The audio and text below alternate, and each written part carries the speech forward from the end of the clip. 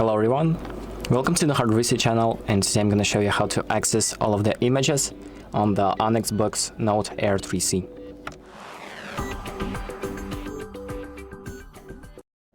So the first thing that we're going to do is go to the storage tab.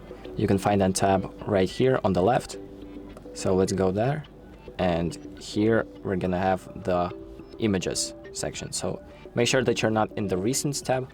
So this is what the recent tab looks like. Make sure you're in the folder tab. So this is all of the files that are available in your storage.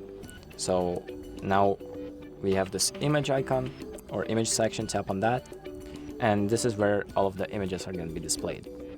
So if you've saved any images on your device, this is where all of them will be. And that's pretty much it. Thank you for watching. I hope this video helps you, and make sure to like and subscribe.